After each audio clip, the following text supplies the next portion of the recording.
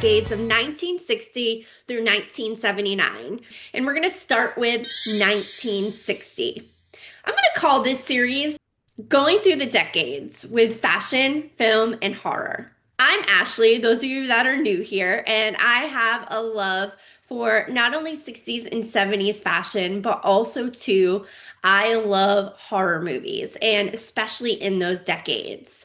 I recently had a lot of life changes over the year, and it really made me go through this journey of really what do I really like? Because for so many years I wore black for work, and I realized that I really miss color. And what great decades that have a lot of color than the 60s and 70s. But the real reason I enjoy those like eras is because looking at my clothing, all my black clothing, they kind of had a certain look. And what I realized is that look was actually a very mod look, and sometimes a very 70s look. So I started to deep dive. I did a little research and kind of started Pinterest boards and was like, I need to add color to my wardrobe and I need to add them from these decades. And that really started my dive into these decades of the 60s and 70s. And I've always loved horror films. And specifically, I also realized I love the horror films from the decades of the 60s and 70s. So why not put the two together, talk about it, and find other like-minded people that love it too?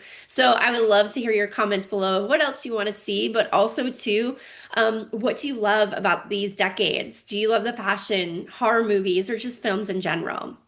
So today we're going to focus on 1960.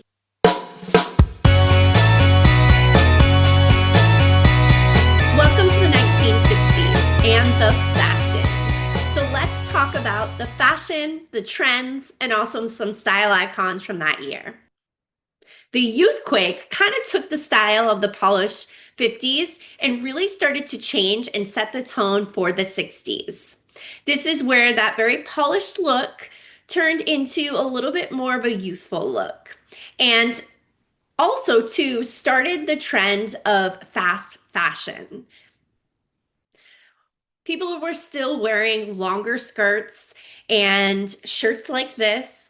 But what started to happen is they started to use more patterns, bolder colors. And as the decade of the 60s went on, they got even more colorful and even more full of patterns than anyone could ever imagine. It was a really exciting time. Now, some trends from the 1960s were one, the Jackie look, which was brought on by none other than style icon Jackie Kennedy herself. She was the first lady and one of the first ladies to actually have a really good sense of fashion.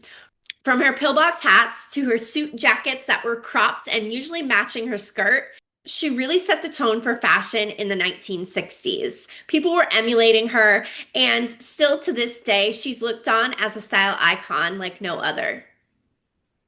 A really good example of this is in Grease 2. I know, not one of the greatest films people think, but I love it. And there is a character that actually tells you in the very beginning that she takes her style cues from none other than Jackie Kennedy. She has a pillbox hat on and a little like suit jacket that's cropped.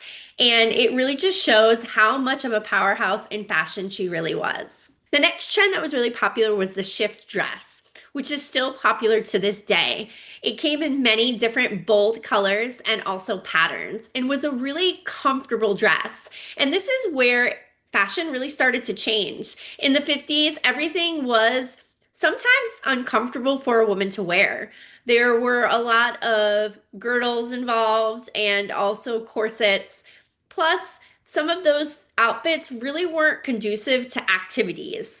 So the 60s really started to change that with more of a comfortable look for women, but also a more versatile where they could do things. Shift dresses also were more of like a geometric look. Instead of those poofy poodle skirts that we know from the 1950s, it was a really big step away from that as well. And evening glamour definitely stepped up too. We were stepping away from those more poofy full length dresses to a more different type of style. And what I mean by that is slender and long-waisted dresses, as opposed to getting away from gowns of the 50s.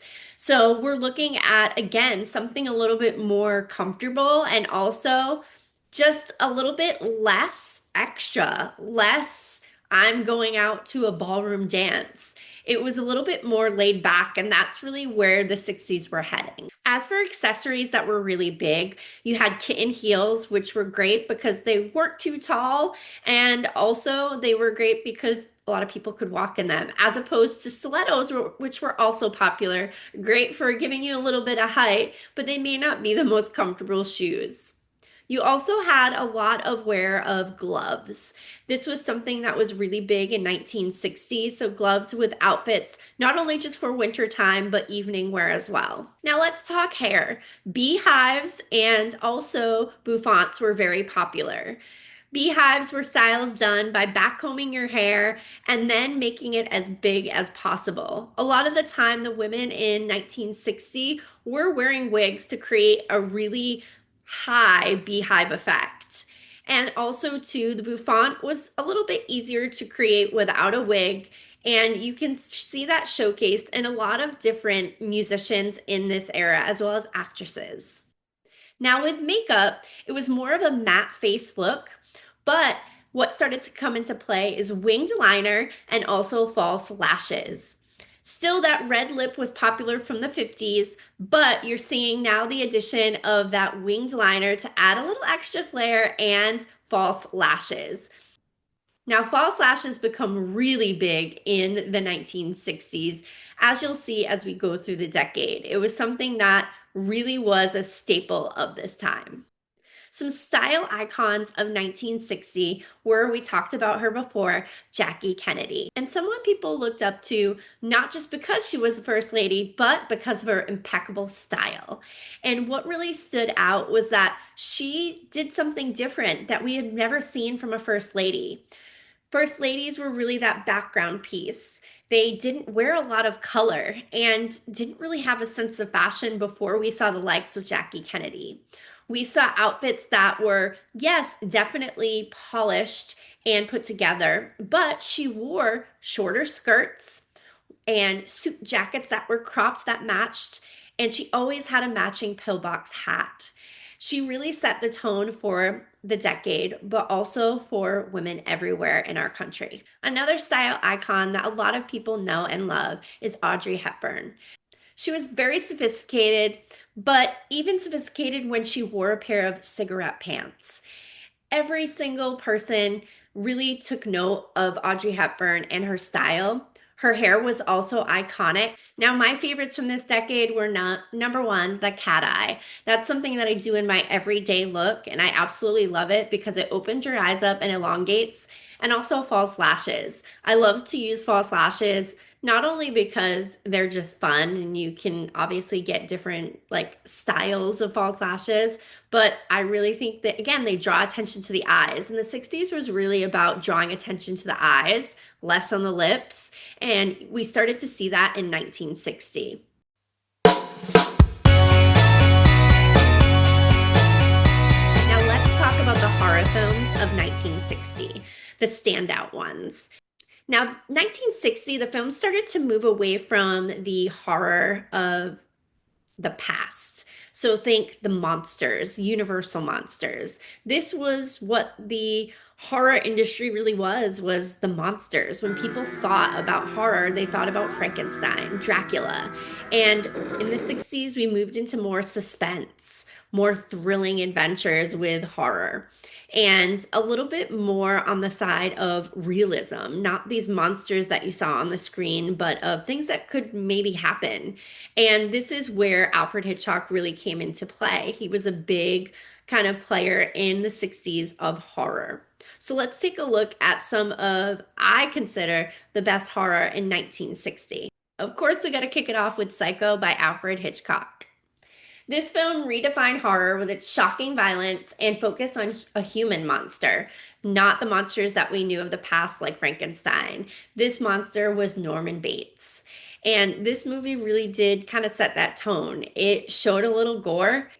Even though it was in black and white, it was definitely scary and a little bit different from what we saw in the past. The monster movies in the past, there wasn't a lot of gore. Now, this was a huge step in the horror film industry. So the next film is Peeping Tom. It was a British film about a serial killer that takes pictures of his victims. And it was, yes, released the same year as Psycho. And it definitely was controversial because, again, it was a different type of horror movie, more suspense and a little bit more of the side of realism when it comes to horror, that the real monster can be an actual human. Next is Black Sunday. And this is one of my favorites. Just the imagery from it, I think, is iconic. It's a gothic tale of resurrected witches. And really, it starts with a bang. The opening is incredible, and the movie is just shot in a very gothic way.